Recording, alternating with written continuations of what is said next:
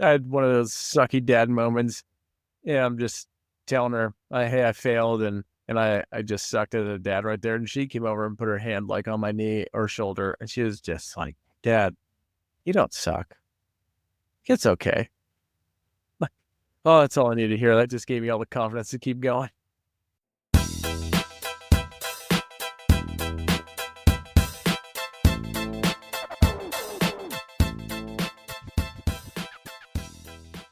Hey guys, and welcome to the SkilledDad Podcast. My name is Zachary. I'm your host, and if this is your first time joining us, I want to say welcome. If you're part of the SkilledDad Society, back for another episode, I want to say welcome back. Tonight's gonna be a little bit different, in that a lot of the conversations I've had over the last several months are people that I've had one conversation with, maybe two, and then we get on and have, a great chat. Learned a lot from a lot of great men, a lot of great dads. Hopefully you have too. And it's a lot of fun. One of the things, if you think about this and you've got somebody that you sit down with that you know, from somewhere in your life, it's a different kind of vibe and different kind of conversation. So that's what tonight's going to be about. And we're also going to talk about a topic that's come up a few times, and I get questions on it outside of the recording. And I like to ask this question, and I'm going to ask you this question here in a little bit. But essentially it's around being a skilled dad. What does being a skilled dad mean? What does it look like? So if this is your first time, you're going to get kind of this crash course intro as to what skilled dad means from my perspective and from my guest perspective. And I want to also hear what it is from your perspective after this conversation, even beforehand. So I'm going to throw this out early and say, I'd love to hear from you, whether it's a DM on Instagram. You can find us at SkilledDad, or you can email us hello@skilleddad.com. But I'd love to hear what being a skilled dad means to you. So hopefully your wheels are already turning, your brain's thinking about something, and whatever first came to your mind, well, that's going to be your answer. And then you can build on it from there. So I'd love to hear from you. hello@skilleddad.com. What does being a skilled dad mean to you? But tonight, we're going to talk about what it means to me and to my guest, who, for those of you that have been listening for the last couple of years, he's been on a couple of times, and that is Mr. Bryan Graf. Bryan, welcome back, sir. No, thanks for having me back, man. Excited. Love it. It's fine. You're welcome. I'm glad you're back. I'm always excited when you come back on here. And what the people that are watching or listening don't know is that we talk every week, sometimes multiple times a week, text every week. And we have pretty much consistently for the last, it's been like 2.5 years. So, Dude, I think it's been longer. yeah, I think it's to 3, maybe 4, maybe it was 2021 when we met. It was actually, it's 2025, isn't it? Yeah. Yeah. So if you're listening to this in 2026, time goes on quickly, but yeah, dude, you're right. It was, like July or August of it was before I launched the freaking podcast. Yeah. We have a really a meet cute story for our friendship. Yeah, we can tell that story. We kick it off with who the heck you are. And for those that have been listening, you've heard some of this story. Maybe you've heard it without Bryan's name. But for those that are new, Bryan was like a great experiment for me when I was developing kind of the structure of what I at least thought I wanted Skilled Dad to be. And I'll give it from my perspective. You just jump in. But yeah, I was working a lot in a coffee shop, and I was sitting out there one day, beautiful sunny day, and I look over, and I had these cards on me that I made. I don't use them anymore. I have different things that I give away now. But I looked over and I saw this guy with his kids and his wife, and they're just having a great time. And I'm like peak of dad zone. And I look over and to the guy sitting next to me, who happened to be my barber, Nick, and he's going to be on the podcast soon. Nick, if you're listening, we've got to get it scheduled, brother. But I said, I'm going to go talk to this guy. So I get up, I walk over, and you guys were sitting, and you were wearing a San Francisco Giants jersey. So I knew you weren't, well, I had an idea that you weren't from here. I was like, they're either about to move here to Nashville, because a lot of California has, or visiting, or he's maybe from there. But walked up, introduced myself, and then they said, "Hey man, I like the way you dad." And I don't remember your face entirely. I think I was just kind of like, that just came out of my mouth. But Yep. hey, it's true. I like the way you dad. I like what I'm seeing. This is awesome. Want to celebrate you. We talked a little bit instead of starting a platform for dads called the Skilled Dad, and then you guys went on your way. And then 20 minutes later, here comes this guy who is a lot bigger than I remembered him being when I first talked to him. So I am not a really, really big guy, like 5'10". Bryan is not that. He's much taller, and you were pretty stocky. And he rolls in, kind of an intense face. He's like, "Hey man, can I talk to you about this?" I was like, "Yeah, sit down." So we were talking through, and he asked me some questions, and I just remember this part of it. And you, like, just after we talked about it, what it was, what my intent was, why it fired me up, you got real quiet, and your face kind of went like, "Hmm." And I was like, "Oh man, he's about to beat me up. I don't know what's going on here." And you're like, "I want to be part of it. How can I be part of it?" And I was like, "I have no idea, man. I have no idea." So fast forward 3+ years later, I mean, we seriously we've talked pretty much every week since then. And you live states and states away, and you've been part of it. That's the cool thing, is you've been part of the background of building Skilled Dad. So that's my version of the story. Did I miss anything from your perspective? No, man, but it's wild just thinking about that, because if you would have met me 6 months ago, I wouldn't have been that guy that you would have come up to and be like, Mm-hmm. "I like the way you dad." My wife and I were going through a rough patch. We took this trip as like a rebuild, and it's just kind of, we got on a plane. I said, "I'm going to let it go. Like, whatever God has in store, we're going to have fun. I'm just going to focus on my wife and my kids." What I put on the back burner for a while for my career, just with law enforcement, it took up a lot, and it was just taking a toll.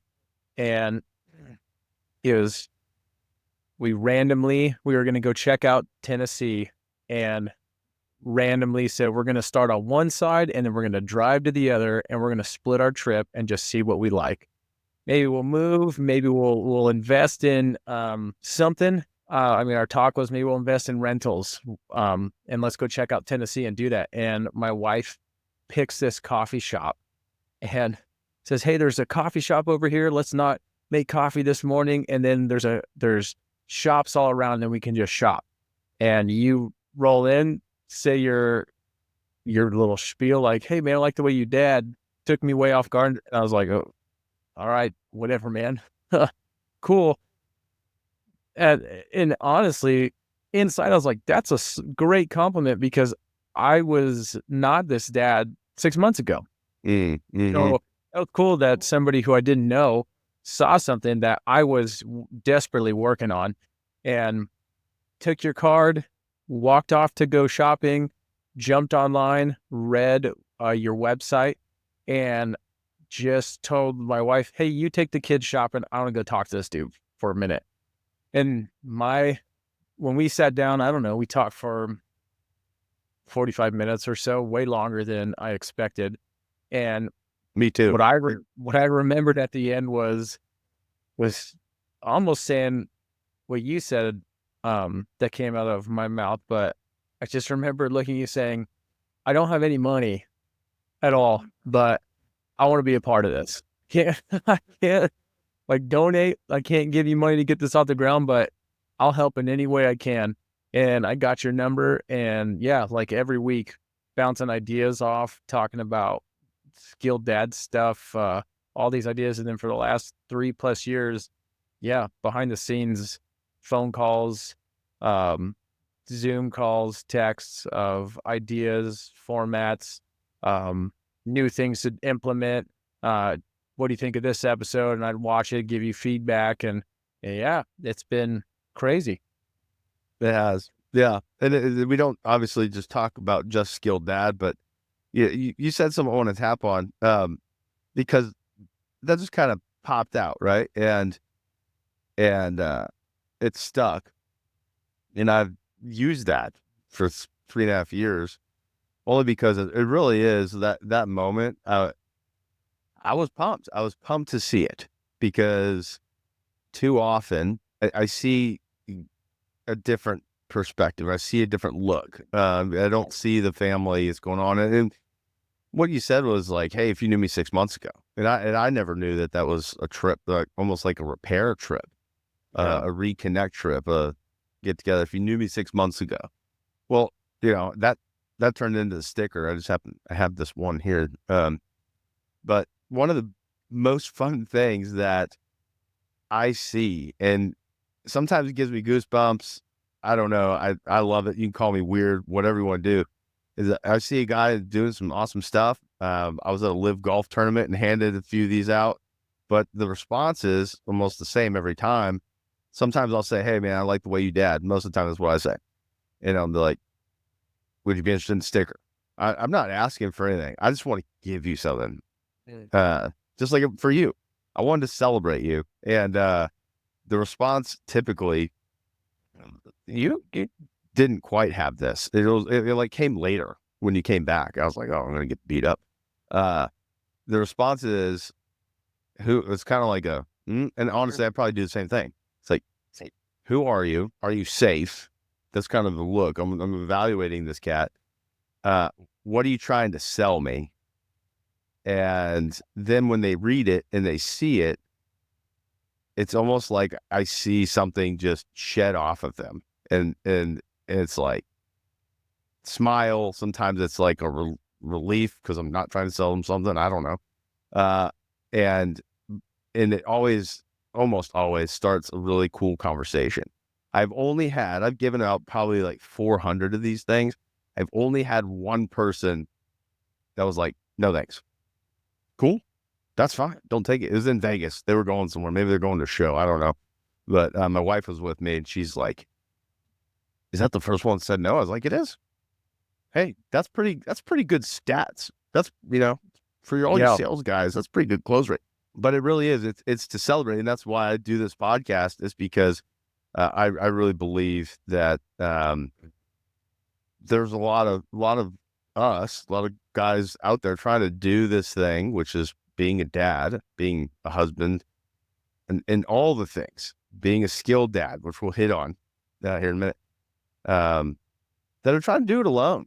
And I did that for a long time and found myself in a really not great spot. About lost my marriage. And I was like, there can be a different way. And if I could play a part in it, that's what I want to do. And it's been a fantastic adventure so far and journey. And I want to say thank you to all the people listening that have listened for a long time. All the people in the UK that have been joining, a lot of people in the UK, all over the, country in the US, some of your former people in California. There's a lot of Californians out there. So be safe and, come to Nashville and say hi. But I think it's an important thing. And the cool thing is there's more dad stuff that's coming out there, but ultimately the goal is to help fortify you as dad so that you can then fortify your family and set them up for success. But you can't do that without doing it doing that for yourself too. And so that's what we're going to talk about. You got me all hyped up. See, this is why I like doing these, because we're just chilling. I got my hat on backwards tonight because it feels like a backward hat kind of night. Just unprofessional, man. That's all good. I do think I like the way you dad is a really awesome compliment to get from someone else, like especially if it's from another dad. So I think it kind of took me by surprise, because I don't know about how you are. I judge my dad's skills all the time. And I always have this picture of a dad that I want to be. And I get in bed at night and I just look at my wife and I'm just like, I didn't hit it today. I failed here. I screwed up here. I wasn't a good dad during this situation. And sometimes it's just in the moment. I'll screw up and I'll be like, we need to talk. And I'll pull my wife aside. I'm like, I suck as a dad right now. Oh, I'm so glad you said that. So I'm gonna hit on when that. you said that, yeah, when you said that, I was like, that's really cool. Cause I'm working, it's like a daily thing. It's not, you don't just wake up and you're just this awesome dad. And when you see dads that are doing awesome, cool. It's in the moment. They're going to have trip up. So it's just a thing where like you just constantly work on improving it. It's constantly being shaped and honed. Like I tell my oldest, who's 10, I'll pull her aside when I screw up and I'll apologize. And I tell her, hey, I've never had a 10-year-old and you're 10 years old and 2 months and 1 day. I've never had a 10-year-old 2-month and 1 day kid ever. And tomorrow you'll be a 10-year-old 2-month and 2 day. And that'll be the first time I have that. I'm trying to figure this out as I go. And I'm sorry when I screw up.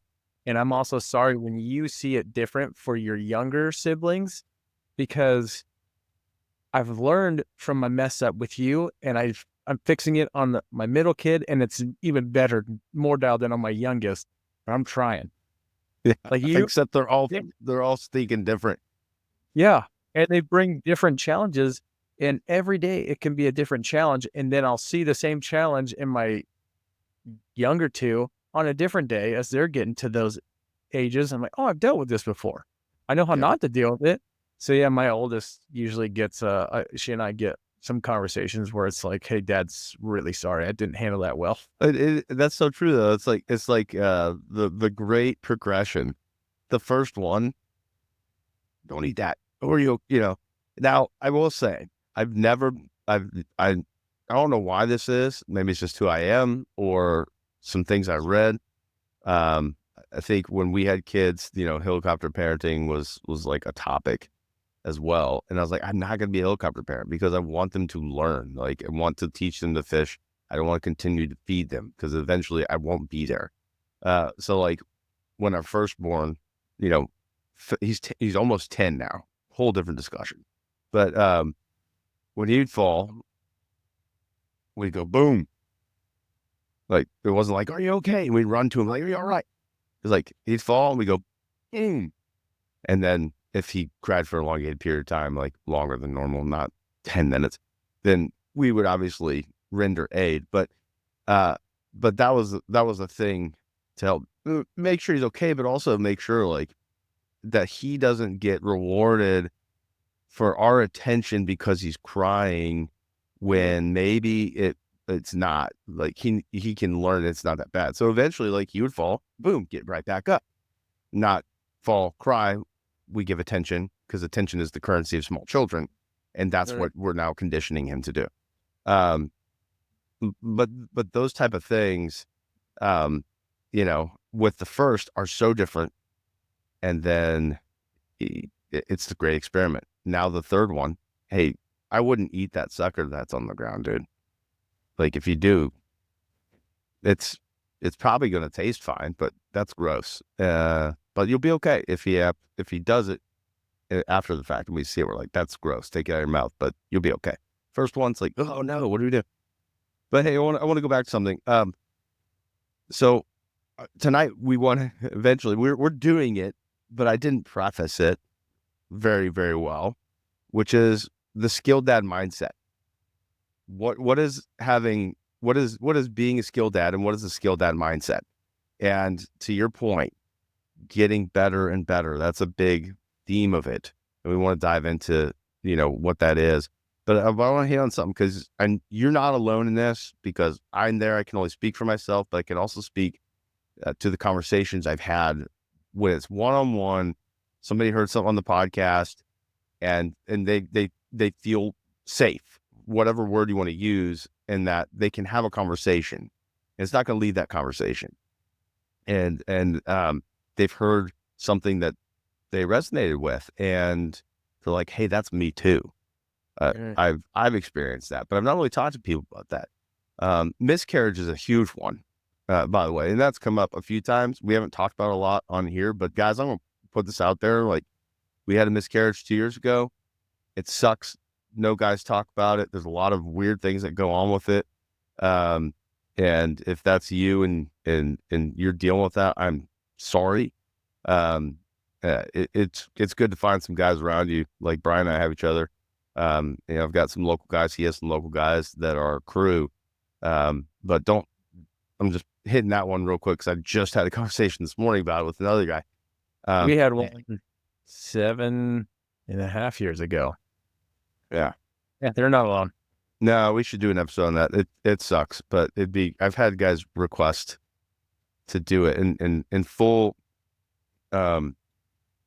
disclosure here. Like, I had guys asking if I would do an episode on it before we had one. And frankly, call it imposter syndrome, call it what you want. It's like, I would talk about it, but I don't get it. Like, I don't know it.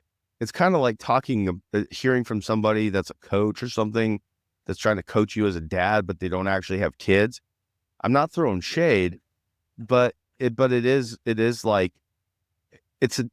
for me at least, it's different. Like, everything changed. It's not about me anymore. It's not just about me. It's just shifted. So what's the term? The man with an opinion is not beholden to the man with experience is not beholden to the man with the opinion. But you said this, and it was, I suck. And so this is really fresh from why I got so excited. So we just started Little League baseball again, and I'm back in the head coach position, and I just love coaching these kids. It's so fun. So I've got a young guy. It's a 10U team, so we got 9 and 10-year-olds, and we're just doing this cool game, line the cones up. The point is to drive competition so that they're excited and into it. But you line the cones up. So any of you coaches, here's a little tip.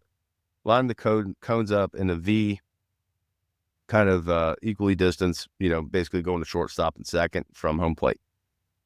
I do soft toss. If they hit it inside the V and nobody catches it, or it has to go past a certain cone, they get a point. If it goes outside the cones, or somebody catches it, they get it out, and they get 3 outs. And if they miss, 3 times, that's 3 strikes, and that's 1 out. So I had this young guy, one of the other coaches with me, that was doing the soft toss, so I could stand back and watch their batting stance. And I watched him, and I had some kids that were just, I'm really excited by the way, but they were smoking it in all line drives. They were really in the competition, and I was like, this is great. He gets up there, and he has just seen, 6 of his guys go through smoking it. And he just was whiffing. Like, he has some things with the stance. Last year was his first season. He's still learning, right? But he's whiffing. And after the 4th one, I just saw it. I was like, I saw it. And he dropped his bat, dropped his head, and goes, I suck. I said, whoop, no. So I didn't grab him, but I was like, hey buddy, come here, let me talk to you for a second. And I said, I heard you say I suck. And at least on our team this season, I never want to hear that from you again. And here's why. Because if you tell yourself that enough, you're actually going to start to believe it. So what we want to do is if we whiff that thing, hey, all right, what do I need to do different? Let me go after this next one. Whiffed it again. Go after the next one. Whiffed it again. Go after the next one. That's what we want to do. We don't want to say that we suck. We don't want to say I can't all the time. We want to go in with this mindset of, yeah, that one sucked, but I'm going to get the next one. So after he didn't start hitting home runs, but once he hit that thing, it's like, boom. It's like he hit a home run. It's like, yes, that's awesome. Reinforce that behavior because that's what we wanted to do, but also have him feel the win. And then he missed another one, but then he hit another one, and then he got 3 in a row. So like that mindset is for a 9-year-old. But I have enough conversations that the mindset still gets stuck there. Oh And yeah. we just forget, but we don't have a coach that's watching us do it. We're maybe comparing to other dads or whatever we see.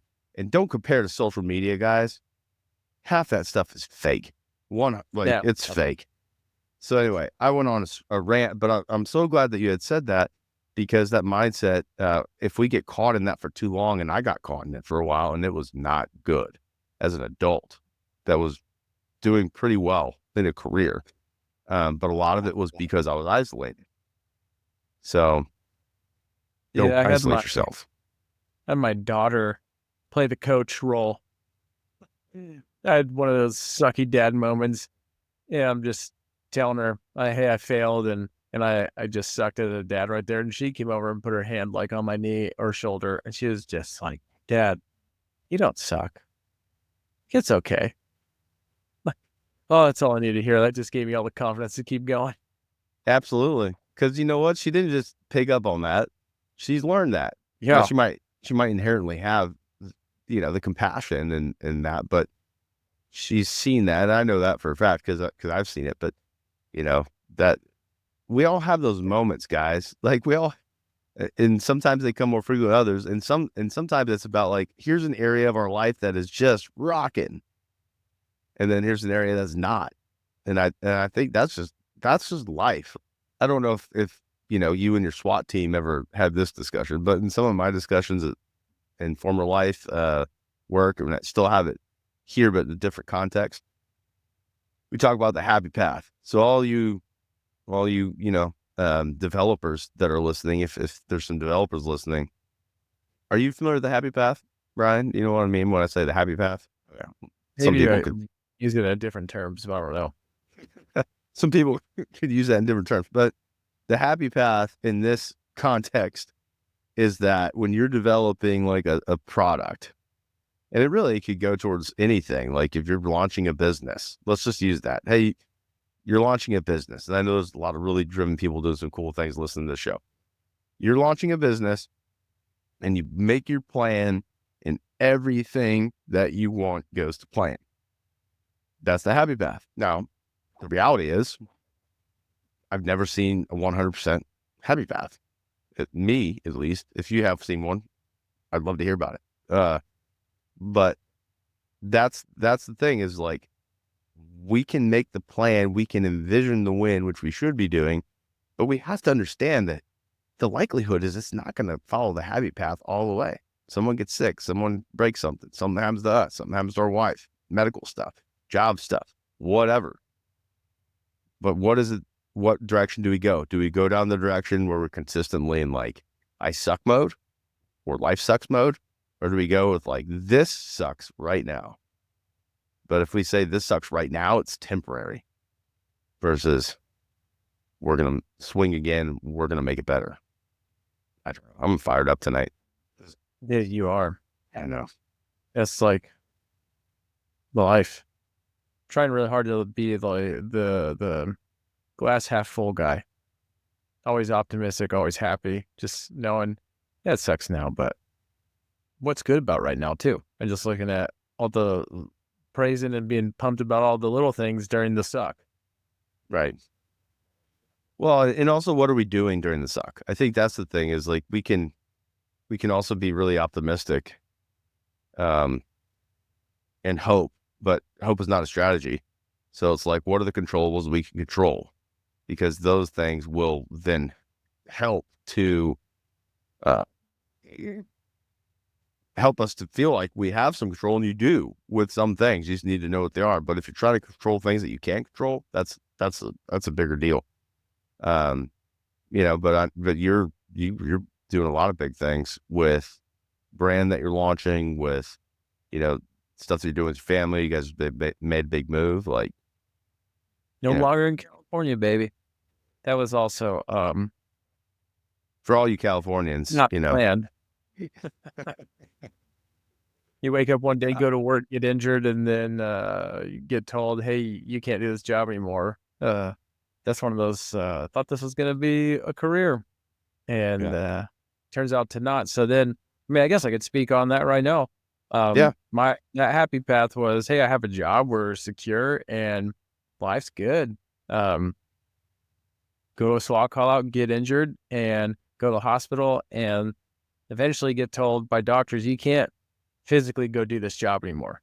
You're too wrecked. You're too broken. One big hit can, in a fight or freak accident like I had, can be detrimental for your life or someone else's. So you're done.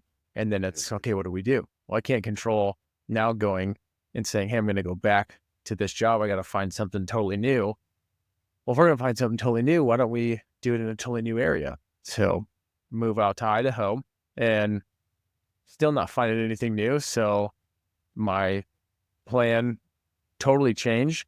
And I just go, well, how do I give back to the community that I was once a part of with now being a veteran and now being not just a veteran of the military, but a veteran of law enforcement? How do I give back to all that? And like, hey, I've been thinking of this clothing line for a while. So I dove all into that. And you and I have been talking. I was like, I'll dive all into helping Zach with the podcast and just trying to look at, I have control of this career-wise. I could try to keep going down the road of getting a job, or I could try to do something that's totally different and take a little bit and take a few risks, see if it pays off. I can control that. And then if it fails, at least I gave it a shot. I can be happy about that.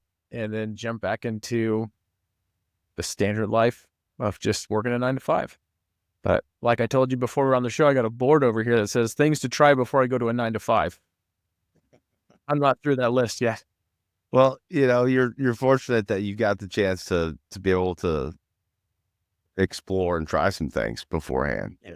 Because I also know, what I've been on the boat too, where you have big changes you didn't expect, and I know some of the guys listening might have that going on. Like in any career path, I think if you listen back to the Howard Berg episode, World's Fastest Reader. I did research that to make sure it was legit, and it is. Oh, there we go again. But he had mentioned the fact that it's kind of a knowledge economy. But if the security of a job is not guaranteed for anybody. I don't care if you're high level, if you are a frontline, individual contributor, whatever, it's not guaranteed. So, it's always good having a plan, but that mindset of what we're talking about, it can be hard to maintain. And that's why I always encourage people to have get some guys around you, 2, 3 close refrigerator friend kind of guys. On your last episode, which was way too long ago, it was guys that get in the mud with you, guys that will know you and that you can know. But it's like that Mike Tyson quote, everybody's got a plan they can punch in the face. That's right. I mean, I think I was one of them. I just felt like I had job security, and then I just took a rough hit, and it was it. So then it's not, and then you're in the now what? And the now what sucks. I have a few friends in that spot. It wasn't easy. Depression. I didn't know what depression was until going through this phase of you're likely not going back to this career. This is not my choice. It's being taken. Didn't get out of bed for a month. Anxiety, depression, feeling worthless, all that stuff hits you so hard.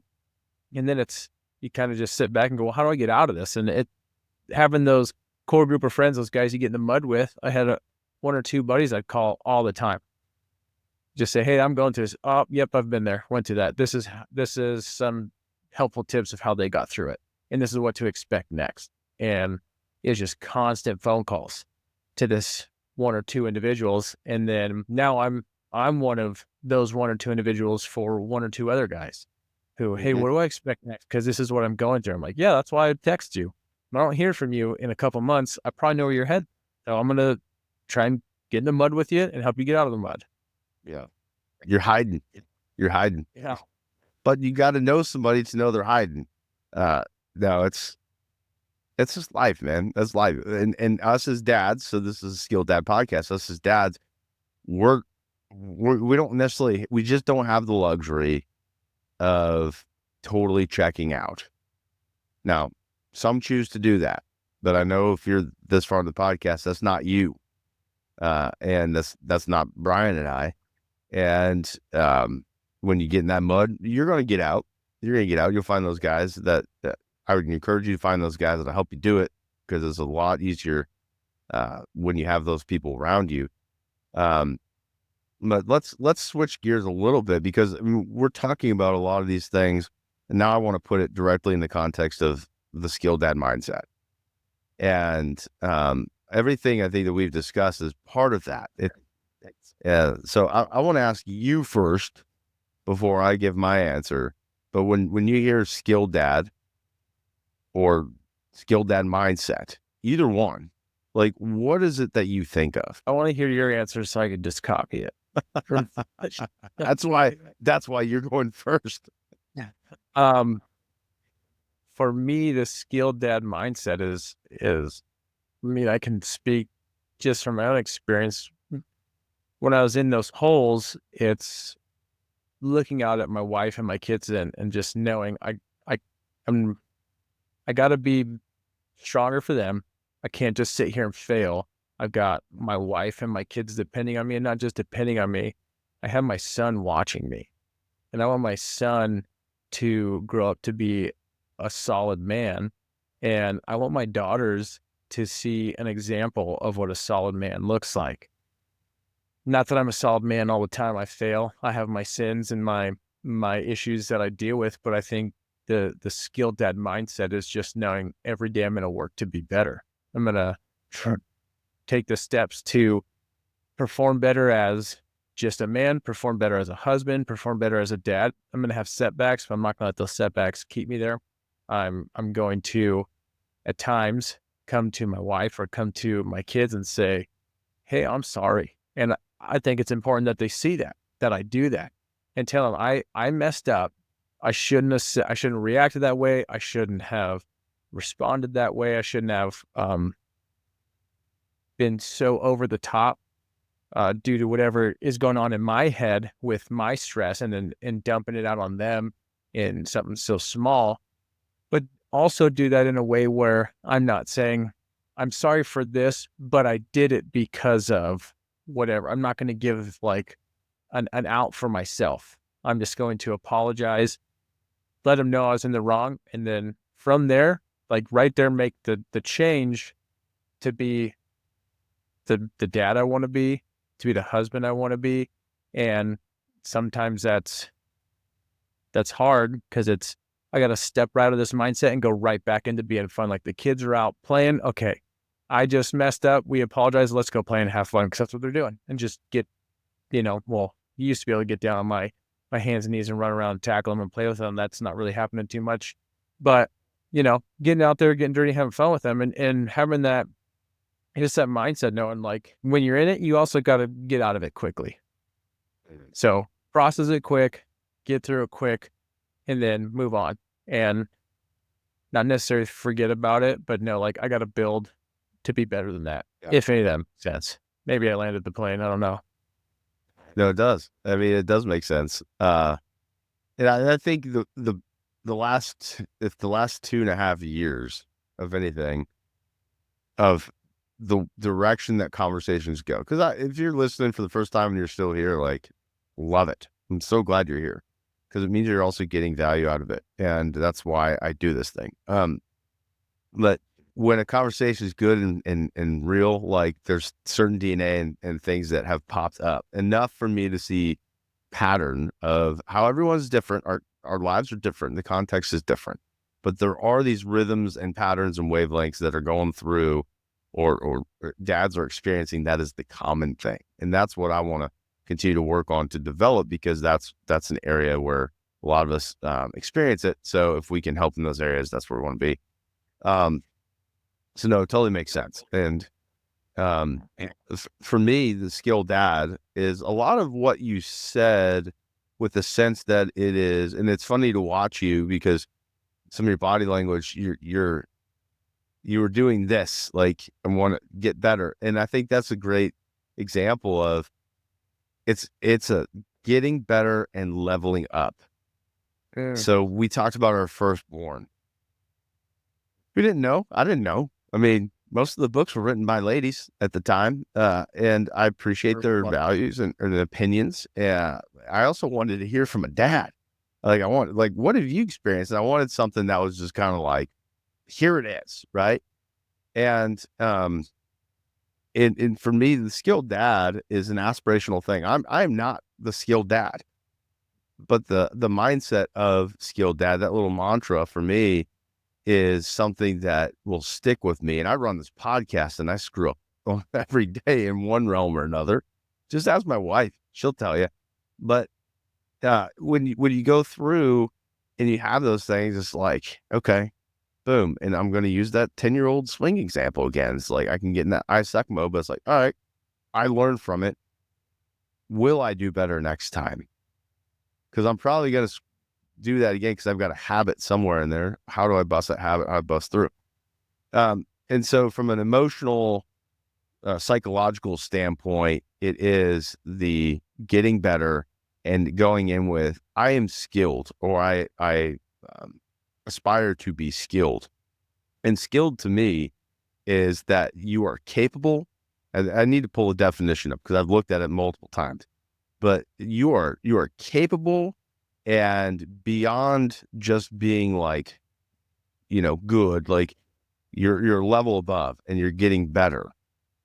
It's not mastery. It's not like mastery dad or master dad, because I've got 3 kids that have 3 different personalities, and I don't think what I did with every single one is going to work for every single one. It hasn't yet. Some things do, as long as I'm consistent. That's that. But from the dad standpoint, I want to continue to learn so that I can equip them with the things that they can learn, so that when I'm not around, they're capable individuals that are confident both in themselves, personally, and in their capabilities of actually tangibly doing hands-on things. That's the second part of the skilled dad for me is, we haven't developed it out as much yet, as quickly, but it is in the works. And that is, as dad, I'm still a man. I'm still somebody's boss. I'm still, someone that works with clients. I still engage with people in my circles, in my community. And I think well, for me, it translates to all of them. It's like, if a scenario arises, how do I treat people?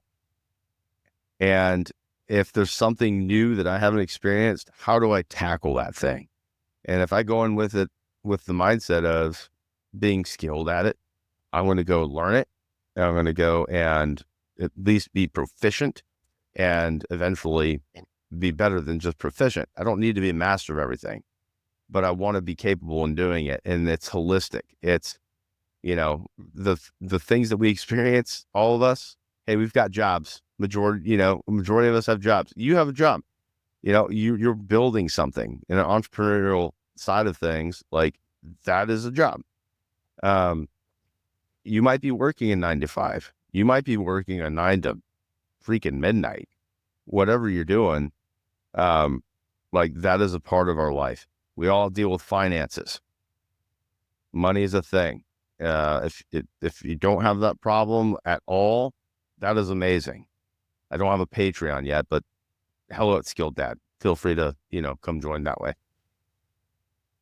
Marriage, right? For those of us that are married, that is a thing. For those that have been married, like, you get that, and there's a chance, like, you might be married again. Our kids, like, our community, it's how do we step into the world with the confidence, not arrogance, but the confidence of, I'm going to be a capable individual that goes in with the mindset of, it's action oriented. It's let's go, because I got people that I'm going to model it to. And I also want to make sure that I'm in a good place to be able to do that.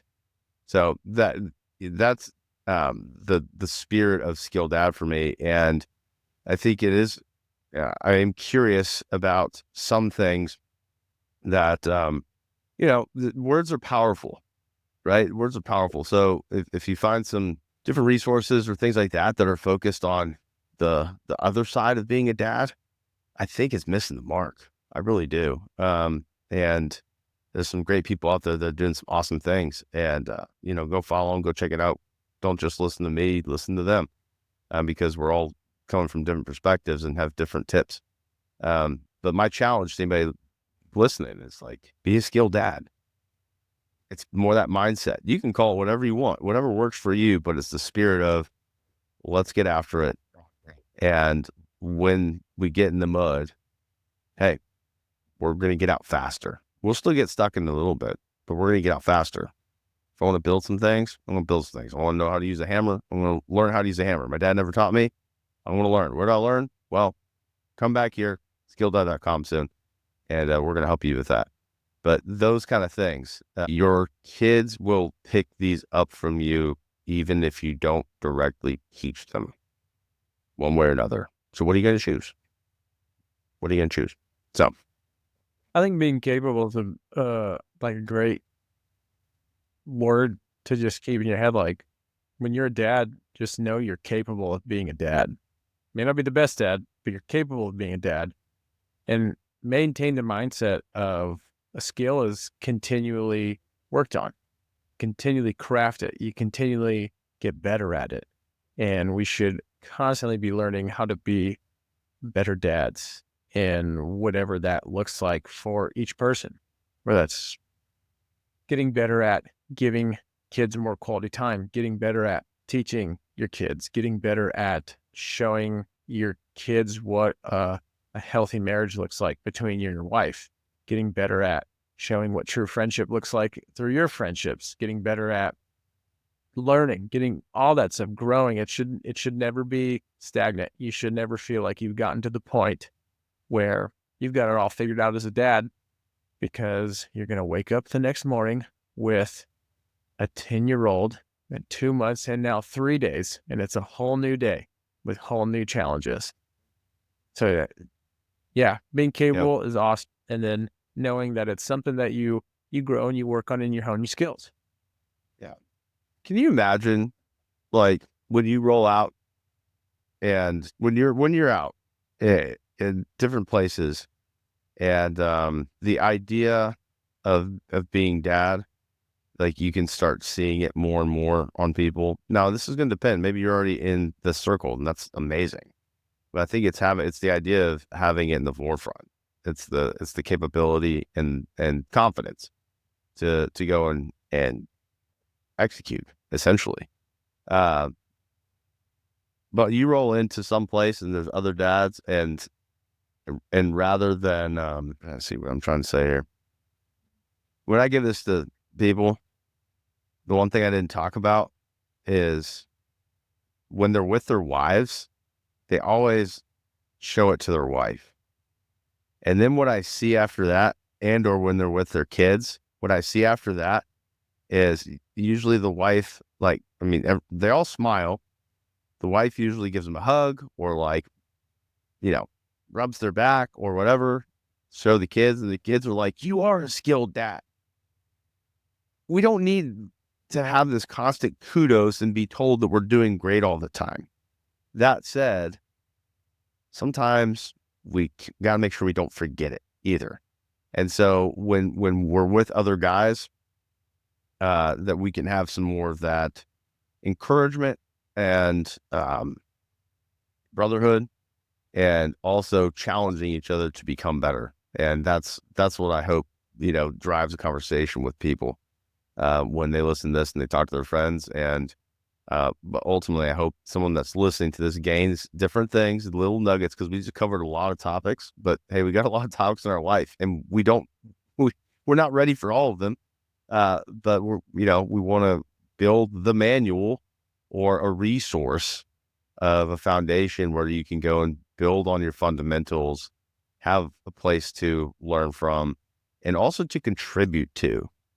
And so anyway, I appreciate you sharing kind of your perspective on that. And mine will continue to evolve because I'm changing just as well as my kids.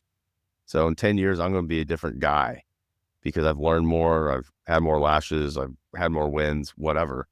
And we're all changing. And to your point, if we're not learning, once you stop learning, you've essentially stopped growing and living. And that's dangerous. So don't do that, guys. I got one more thing to kind of bring up. But any final thoughts from you? I know we hit on a few different topics on this conversation, basically. Thanks for listening to our conversation, guys. But any final thoughts from you? Just don't give up. I think that lately on a lot of podcasts I've been listening to and watching clips of, there just seems to be, for some reason, the world almost saying dads aren't important. Then you talk to like any kid and they love talking about their dad.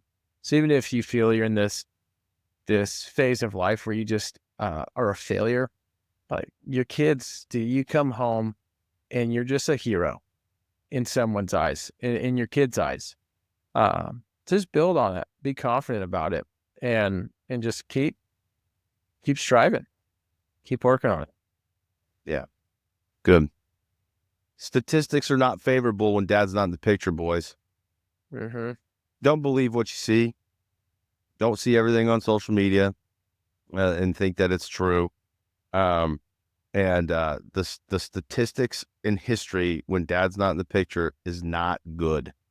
So we want to be part of the other side of that. And so I say we because a couple of things. I do this honestly for myself and for other dads like you and ladies that are listening, because I know there's some ladies listening. I really hope that you must be getting something from this, because I see the same basically percentages of audience, and I'm glad you're here. I am glad you're here. Maybe it'll spur a conversation with your husband or help you with some tips. Everything, that we talk about primarily is coming from our perspective as dads. But there's a couple of things that you won't see on Skilled Dad.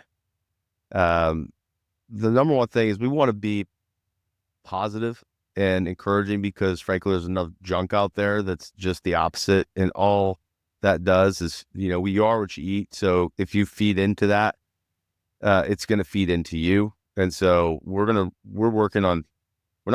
have been, hopefully, and will continue to be a positive and challenging force in your life to help all of us get better. The second thing is, you won't see my kids on any social media or videos or anything like that. And there's a variety of reasons for that. I've got something written up that I'm going to share on SkilledDad.com soon. And if you do this, that's your choice. But for me, my kids and what I do with this are a big part of my purpose. They're not my props. So I don't want to, for their own personal privacy, I don't want to have them be part of the grand experiment of what happens in 20 years when they're looking for a job, and they can, anyone can go back and see the imagery of them doing whatever as a kid, because whether you know this or not, as soon as you put those images out there, you no longer own them. They're gone. Like, all the rights to those are gone. So be cognizant of that. But the other thing too is I do this to grow with other dads. I don't necessarily do it to show all the personal, intimate moments that I have with my kids. And I have beautiful kids. We do a lot of really fun things, and I would love to share lots of pictures. It'd be great. I just don't do it. We don't let grandparents do it. I don't do it. And if you disagree with that, that's okay. It's okay that you disagree with it. I hope you get value from the other things that we do here. But that is a really important thing for me, especially, and for our family. And from this platform, it's not something that I would utilize and do just to help promote some of the ideas. So it's going to be trickier for us, but it is what it is. You're looking something up. You look like you have knowledge to drop here. Yeah, I marked it. I thought I had it marked in this book. It's just, I'm just gonna double down if I can find it on your like the importance of dads in a home. But I'm looking. But I'm in the same boat. I want my kids to be a part of what I do, but I don't need them to be broadcasted. So like starting this business on the side, I want my kids to see it and be involved in it. I want to it's an apparel company, and I want them to they want to wear it. They want to see what dad's doing. I want them to, but I'm not going to then take photos of them to put them up online I just don't want them on there. Mine's more, I mean, I love like they're my purpose, not a prop. I'm going to steal that. But mine's more from like a law enforcement. Yeah. No, I can't use it. I'll have to pay you every time I say it. But mine's more also coming from with some of the cases we have worked in law enforcement. I don't want their stuff out there. I don't know who's going to look at it. I don't want my kids over. I mean, it's harmless to us when we put it up, and it's weaponized by others once it's up there. So I keep it away. Yeah. Well, I think that's a part of the thing that we didn't talk about. But I mean, being a dad, like we talk about stuff all the time. There's so much that we can just, break down. But in my purview, being a protector, especially in this stage, is a key thing. And that's not just a bodyguard walking down the sidewalk. That is in all realms. And the digital side of things is a big area of, if you want to protect, it's not necessarily paranoia. I don't think you can tell me if it's paranoia, because I know some of those situations as well. I'm going to protect both their privacy as an individual. When they're old enough to make that decision for themselves, they can make that decision for themselves. Right now, I am the steward of them. And that is one new element that we as dads get to learn from, because nobody's done this before and nobody knows the repercussions of what comes down the road. We're starting to see some of the repercussions of social media and in some areas, and it's not pretty. But I encourage everyone, don't let your kids be the experiment. So social life is going to hit them in the face hard enough as they grow up. I mean, life hits pretty hard. I don't need them already having those, whether it be self-image issues or issues of almost like keeping up with the Joneses. Look what they have, look what we don't have. Stuff at such a young age. I mean, I don't use social. I don't really have social media in my personal life. If I ever have used, if I use Facebook, it's because I like to buy stuff, but I'm not posting stuff. So I don't show it I don't do that. So my kids don't see me taking photos real quick to then post it online. I don't do that. Yeah. So I don't want them to get used to it. Social media is its own beast, and I'll teach them about it when the time comes. And we have those little conversations now because we have friends and family that use it, but we don't. And we just tell them why we choose not to. And that's something they can adopt, but they're also free when they're old enough to make their own choice. I just want to, I want to, I'm going to steal this from somebody. It's, I want to prepare my kids for the road, not prepare the road for my kid. That's a good one. I've not heard that. Yeah, it's not mine. I definitely stole it, but we can pretend like it was mine. A lot of things aren't necessarily new ideas, but sometimes we need to get reminded, or they're said in a different way. And, that's one of that's good.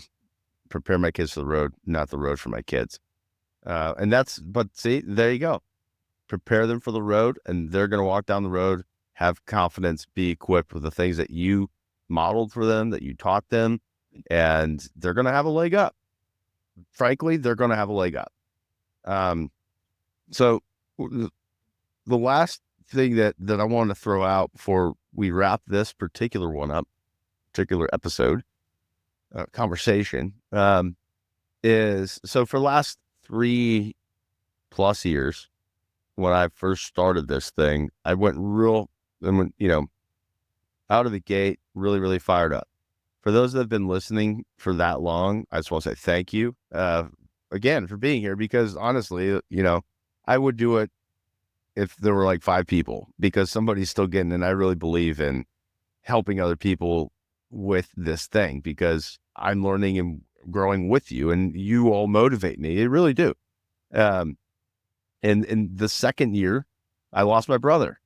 Some people don't know that, but 33-year-old guy, and I was right there, and he lived longer than he was given, timeline wise, and so I was very, very thankful to be there for him. But that's one of those seasons where something happens, you got to choose and prioritize. And so I had a few episodes out, and it changed a lot of things after he passed. Kind of refocus, and then it's built back up, because any podcast, you pod fade, people go away. They just rolled out, and I kind of did. But as it's grown, and with some of the goals that I've got, and I said we've got, because Bryan's been there for that whole time. I've got some other friends in the background that are real passionate about it and want to help in different ways. That's the we. It's not just the mouse in my pocket. And my wife is killer. Like, she's all about it. My kids love it and support it. They get to see that. But there's a term also, if you want to go fast, go alone. If you want to go far, go together. And I still run a company outside of this. I coach little league teams, marriage, parenting, all of the things that you guys have too. And I want to be able to provide consistent, content, quote unquote content, but I want to have these conversations more. And I also want to bring in some other opportunities for people to connect with someone and hear it from a different perspective. So Bryan is very shortly going to be hosting some episodes as well, and stepping in, and we'll probably do more of these, recaps of conversations we've had, and a little bit different level, maybe try some Q&As, live stream type things down the road. We've got some different ideas. We'd love to hear your ideas. What do you need? What do you want? And then we'll consider it. I'm not going to say we'll do it, because we're not necessarily out here for clicks. Clearly, if we were, our kids would be all over Instagram, but they're not. We're here to help. And so Bryan's going to join in and have some conversations, because he knows a bunch of great guys too. Bryan is former military and former law enforcement. And a lot of you guys are former military and former law enforcement. I know, I've heard from you. And he's going to bring a different perspective, because that's a life that I haven't lived directly. So I can't speak to it with true experience and understanding, but Bryan can. And so he's going to come alongside and host some. We'll do some co-hosting together. We'll have more fun. We may not have as long episodes, but you and I get together and we just chat and get real. It's always a good time. But so I'm excited to have you start doing some episodes, and if they suck, we'll just take them down. You can fire me. Yeah. But that's if okay. People get tired of seeing your face, instead of scheduling with you, they can schedule with me. Mine's wide open. It's going to go to the other way. They're probably going to be like, oh, sweet. Thank goodness. Let's go. But no, what this is teaming up. I talk about it all the time. Go find your guys that are passionate, that you're on board with, that are your refrigerator friends. They go raid your fridge. You don't care. And jump in to do some good together. That's what that we've been doing it. Bryan's been helping in a lot of ways. Now it's a little bit more up front and helping in a new way. And we're going to give that a run, and he's going to have some fun. I'm going to have some fun with it, and also talk to more great guys. And that's what the podcast. And then, if you don't know this, we have a YouTube channel. All these things are now going on YouTube, consistently, which is great. And, we're going to be tackling more of the hands-on type things as well. So for those of you that have asked, like I have a wrench and a bat in the logo. What's the wrench and the bat? And people often, this happens a lot of times, more so than I expected. Someone will look at it and they'll kind of get real quiet, almost like look around, like don't tell anybody. It's like, are you going to teach on tools? Because my dad never taught me. And it's like a place of shame almost. I'm like, we need to. So you can go find the things that you might need on YouTube. There's, I don't know how many hours of video that gets posted per hour on YouTube. There's some really awesome guys out there. I just saw one for the first time. I'm giving a shout out to him. Hacks Man. Dude's hilarious, but also really cool and some DIY stuff. So like, go check him out. But we're also going to be bringing some things that help educate you from the ground up. So if you have no idea, or you've got a very basic knowledge, we're going to work on some of those things and build them and bring a lot of stuff. Just have some fun. We're going to talk about some gear. We're going to talk about adventure, like, the things that get our motor running. And I also want to hear what gets your motor running, and maybe that's something that we can cover for you. So hello@SkilledDad.com. But Bryan, are you ready, man? Are you ready for this? Dude, I've been pumped since we talked about it. I'm super excited. I don't know That was 2 years ago, man. What's taking you so long? Yeah. You don't Earning money to buy a podcast. Oh, I'm pumped. Because I think the biggest thing is it's just going to give us the ability to get your idea out more. So you can gather guys, I can gather guys, and the content's doubled down to get out to more people, or maybe the same amount of people, but more content out to those people. So I'm pumped.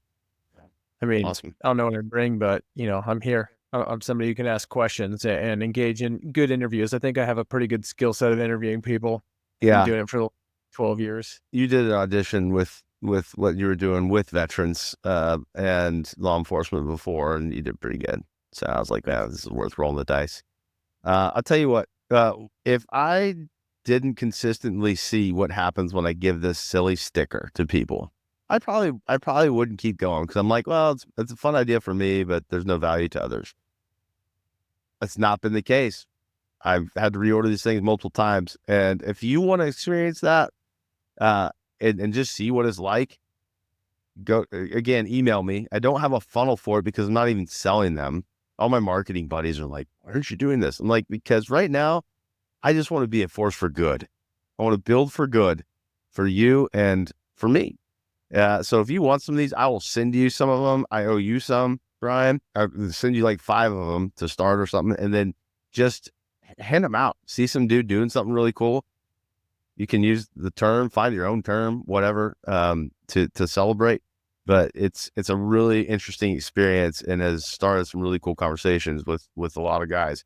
And it just gives a little bit of jet fuel and a little bit of nitro in somebody's system. And that means that there's some nitro being pushed into a system of a family of 3, 4, or 5. That's pretty cool. Pretty cool to see. And love being a part of it. And I love having all of you that are listening. I don't care what continent you're on. I don't care what state you're in, what city you live in. If you have a northern accent, southern accent of whatever country, because I know they're different there too. Here's the cool thing. All of us that are on here, I'm guessing, are dads. We're here for a reason. You're an hour into it for a reason. And I'm glad that you're here, and I hope you keep coming back. And I hope you connect with us. DM @SkilledDad on Instagram. hello@SkilledDad.com. More coming to the website soon. And we actually do have a Facebook group. It has not been super active, but Facebook and LinkedIn. The LinkedIn's actually been growing, which is interesting. It's great, but I don't put a ton out there. But for us, Skilled Dad Society on Facebook. Currently it's private groups, so just answer the questions. And then LinkedIn, just go to the Skilled Dad as well. And we'll start connecting together. And you never know where a conversation might go with someone. You might happen to find yourself in that position where you're like, I don't have a job right now. And that's kind of taking a lot of my energy and stress and whatever. Conversation can change that. A lot of jobs come from relationships, not from putting that app out there. We want to help you with that if we can. Anything else, Bryan? Yeah, I found it. So I've been reading this book.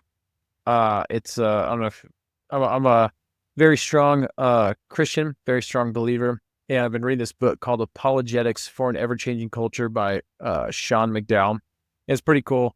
He basically has shoulder tapped, it looks like, multiple other people to write different, I could almost call them essays, but different chapters in the book. And one of them is written by his dad. And it just kind of ties into what you said earlier about just the importance of dads in the relationship of their kids. And Josh McDowell cited three different statistics that I felt just shocked me when I read them. So I'm just going to share them. The first is, in a single parent home where the mother is the head of the home, a child is 30% more likely to become involved in drugs, alcohol, and violence. If you have a two-parent biological home where there is a fairly poor relationship with the father, the child is 68% likely to become involved in drugs, alcohol, and violence. Ugh. But if you are a two-parent biological home where the child has a good to excellent relationship with the father, the child is less than 6% likely to become involved in drugs, alcohol, or violence. Just showing the importance of just the dad relationship with the kids. And I love that it was good to excellent. Like, it didn't have to be excellent. It just, you have to be striving for good. Like, maintain their relationship with your kids. Don't be out there so concerned with chasing money to be super successful and putting your kids on the back burner. I've heard my kids say, we would rather have nothing and be able to spend time with you than you being at work all the time and us having whatever we want. So, yeah, pretty powerful. it is. Yeah, there's a lot of stats. It'd probably be helpful to talk about some of them a little bit more. But I think I'm gonna take what you said, and it shows the importance of the dad or the father in the household. And what I'm going to say for those that are listening, just to put a nail in it, it shows the importance of you. That's you in your house. That's me in my house. That's Bryan in his house. And it's a tough task. Not everyone's cut out for it. But if we go in with the mindset that, well, we're going to take that next swing, we're going to learn, we're going to tackle it, whether it's hard or not. And the hard things are the things that are worthwhile. That's you, and you're important. And that's why I keep doing this thing. And I love it. And I just really appreciate all of you. And Bryan, I appreciate you for getting on here, for being part of the Skilled Dad at this point, and for getting on here to take a little bit different role and perspective as we see what we can do to, help as many guys as we can. Dude, I love it. It's a year, hopefully longer than a year, of taking risks. And this is going to be a fun risk to pursue this and hopefully turn into a job. Nah, it's no risk. We're just getting on the internet, putting our stuff out there. All the things I said not to do earlier. Well, hey guys, again, I thank you for being here. And in this conversation, we talked about a variety of things, but really the main stream of it was how we can choose to approach the world that we live in, how we can choose to lead. And here's a question for you. Are you prepared for the road, or is the road prepared for you? So take some of these things, apply it, share it with a buddy. If you something resonated or it made you think of somebody, use it as a topic of conversation. These two yahoos talking about these things. Hey, what do you think about them? And maybe it'll spur up your own conversation, whatever you need to do. But take something and apply it to your journey in your life to becoming a skilled dad.